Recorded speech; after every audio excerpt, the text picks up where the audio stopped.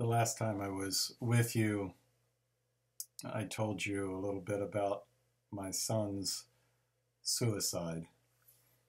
Elliot was 15 years old, a junior in high school, and his suicide was completely unexpected. No one saw it coming. Not his friends, not his girlfriend, not his classmates, not the others who were on the varsity wrestling team with him, not his teachers or the principal or administrators or neighbors or other family members. No one saw it coming. It came out of the blue. And yet, I wonder because I don't really understand how connected everything is in life. We see it in nature. We know that a butterfly flapping its wings reverberates out to the ends of the universe and in some way has some effect on everything. We know that when we misuse the environment, when we pollute the environment, when we kill off a species, we know that that has negative effects that branch out in ways that are often unpredictable. Truth is, we're all interconnected. We humans, we're part of nature. And we're interconnected. And there have been some fascinating studies recently that have looked at the fact that trauma is something which is passed down genetically. And so, when we look at an African-American neighbor and we say to them, hopefully not out loud, but when we say to them, well, slavery was a long time ago, get over it, we don't understand that they are still living under the effects of that slavery, not to mention Jim Crow segregation and redlining and prejudice and being suspect every time they go out, wondering at every traffic stop if they're going to survive. Well, we whose skin is lighter, we don't understand that kind of intergenerational trauma. The same thing has been shown to be true with descendants of people that were in concentration camps. People who came through the killing fields under Pol Pot's regime, the Khmer Rouge. There's this web of interconnectivity that is deeper, fuller than we understand. So when I say that Elliot's suicide was out of the blue, it definitely was from our perspective. None of us predicted it or saw it coming or had any inkling that something like that would happen, could happen. He seemed well adjusted and happy and successful life in front of him and so forth.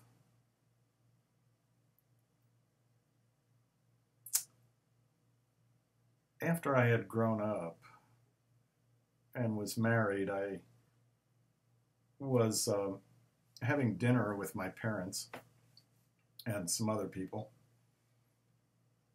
And in the course of conversation, my mother very casually said something about her father's suicide. And I literally dropped my fork. And I'm sure my mouth hung open, and I said, "What?" And in a kind of, oh, it's a no big deal sort of voice, she said, "Oh, Larry, I thought you knew." It was the first I'd ever heard of it. It was a huge family secret. It turns out that he committed suicide during the Great Depression.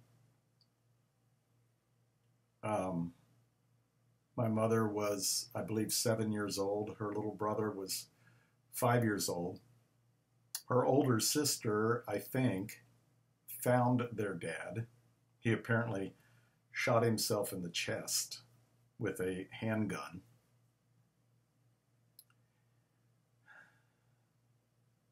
No one told my mother.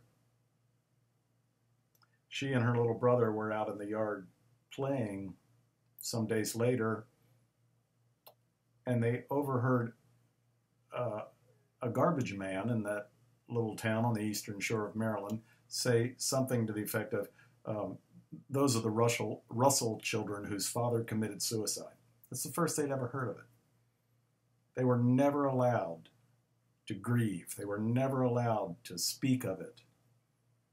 And this whole family myth developed.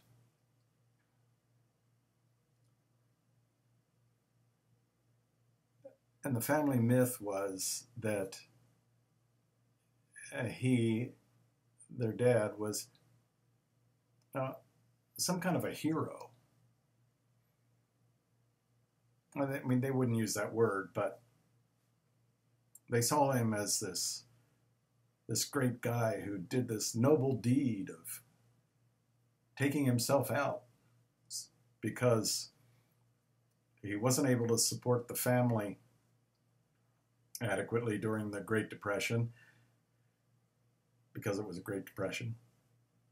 And so he eliminated one of the mouths that needed to be fed. And what a sacrifice. What a guy. You know, this picture of this noble person falling on his sword, and the sense of honor. And I thought, when I started to hear those kind of things, because after that I ferreted out information. I asked my uncle what he remembered, and he wrote me a long letter, and I asked my aunts what they remembered, and I quizzed my mother and so forth.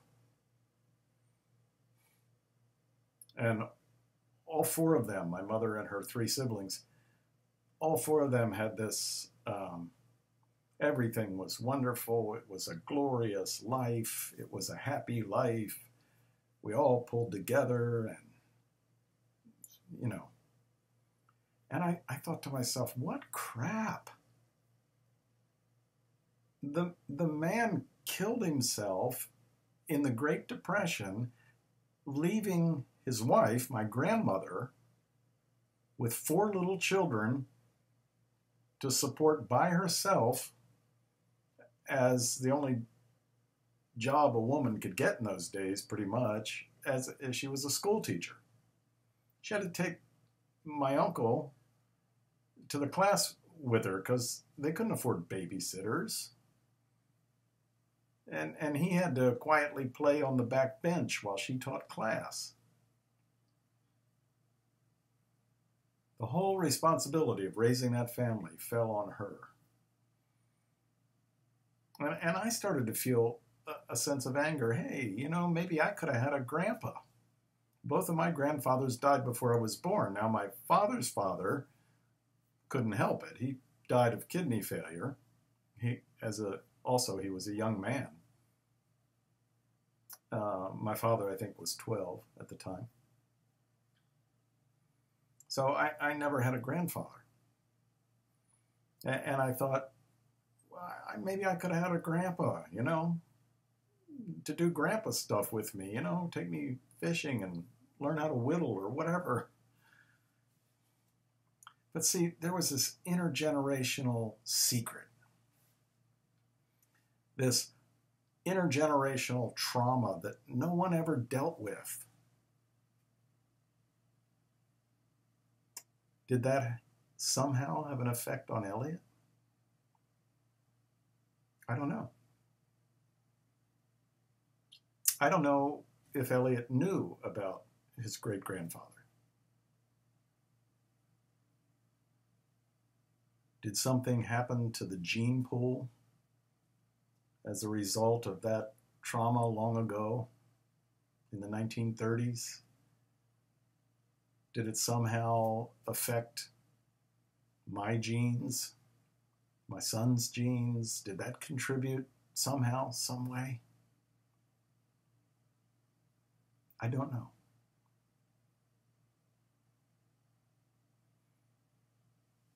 But I do know from talking to so many people over the years who are hurting that intergenerational trauma matters. Stuff that happened to us when we were little children matters. It affected us. Stuff that happened to our parents, stuff that happened to our grandparents. I don't know how far back it goes, but I know at least 3 or 4 generations that these deep tragedies, when your ancestor was captured like an animal and stuffed like a sardine onto a ship, naked and shackled, lying in his or her own excrement, somehow surviving the Middle Passage and then being put on an auction block and sold. If you're an African American, that has affected you.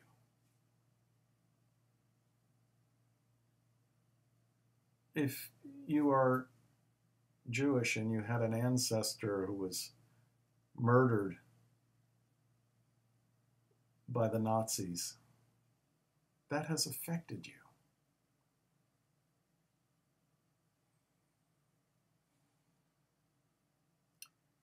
I don't mean to imply that it ruined your life. What I do mean simply to say is that I think we need to learn the art of lament. The book of Psalms is filled with lamentations. There are a number of lamenting psalms. And there are other passages that are laments. There's a whole book of the Bible called Lamentations. And as Americans, we tend to be so individualistic. But we need to not only lament what's happened to us, we need to lament what happened to our parents and grandparents and ancestors. And we need to open ourselves up to each other to be healed. We need each other. I know I need you.